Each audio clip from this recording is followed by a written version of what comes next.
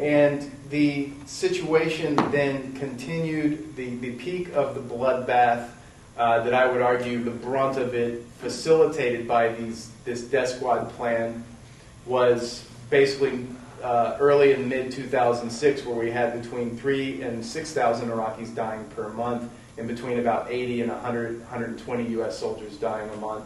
And part of this campaign is we basically had Baghdad, a city with 6 million people, huge mixed neighborhoods between Shia and Sunni, now are basically totally segregated. Any majority Sunni neighborhood is now basically completely Sunni. All the Shia have been forced to leave, and vice versa. And so we're looking at now, when they say the surge has been a success, it is accurate to say that there is less violence now in Iraq than there was in, say, mid-2006.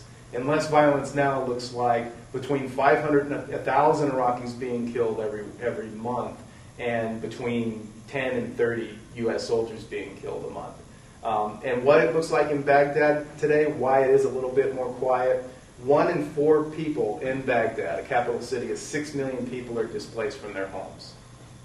Countrywide, it's 1 in 6 Iraqis. It's about 4.7 million across the country are displaced. About half of them in Iraq, and half of them fled the country altogether. And in addition to that, there's 2 different studies, one in the US, one in the UK, that now show between 1.2 and 1.3 million Iraqis have died as a direct result of the invasion and occupation. That's 5% of the total population have been killed as a direct result of the invasion and occupation. And then in addition to these, according to Oxfam International, there's a further 8 million Iraqis that are in dire need of emergency assistance, meaning if they don't get access to safe drinking water, food, and medical attention when necessary, they're literally at risk for their lives. The water bit kicks in. 70% of Iraqis don't have access to safe drinking water. We have cholera outbreaks as we speak in Baghdad and across southern Iraq that have already killed scores. And so we add those big numbers up. That's 8 million in need of emergency aid, 5 million refugees, and 1 million dead. 14 million people out of a country with 26 million people are either in need of emergency aid, displaced from their homes, or dead. And that is what is being referred to as a successful surge. Roman historian Cornelius Tacitus wrote about Imperial Rome, quote, "They have plundered the world, stripping naked the land in their hunger. They are driven by greed if their enemy be rich, by ambition if poor. They ravage, they slaughter, they seize by false pretenses, and all of this they hail as the construction of empire. And when in their wake nothing remains but a desert, they call that peace." The next part I want to address is the status of forces agreement. There's a lot of information about this in the mainstream press right now. And I want to be real clear. I've been saying all along that anyone that reads U.S. foreign policy would be able to say this because it's right there. It's not my opinion. It's U.S. foreign policy that the goal has been to have permanent bases in Iraq from the very beginning.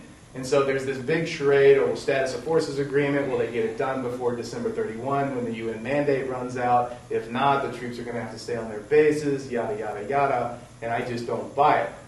April 19, 2003, 10 days after the fall of Baghdad, a U.S. military official is quoted in the Times as saying, quote, "There will probably never be an announcement of permanent stationing of troops in Iraq. Not permanent basing, but permanent access is all that is required." And if we look at then the national security strategy of the United States, kind of has a bit of weight when we're talking about what is U.S. foreign policy. Our forces will be strong enough to dissuade potential adversaries from pursuing a military buildup in hopes of surpassing or equaling the power of the United States. To accomplish this, the U.S. will require bases and stations within and beyond Western Europe and Northeast Asia.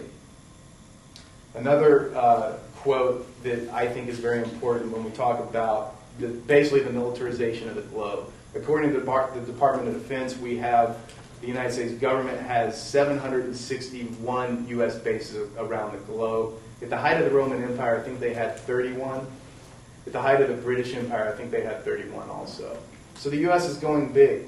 The Quadrennial Defense Review Report another key document when we talk about what shapes U.S. foreign policy. There's a stated ability for the U.S. military to fight, quote, multiple overlapping wars, Iraq, Afghanistan, and to, quote, ensure that all major and emerging powers are integrated as constructive actors and stakeholders into the international system. Now, I like to read this twice for all, it's really effective factual information, U.S. foreign policy, where if you're going to talk to someone that still believes this has something to do with freedom and democracy. A stated ability for the U.S. military to be used, quote, to ensure that all major and emerging powers are integrated as constructive actors and stakeholders into the international system. Doesn't sound very democratic, does it?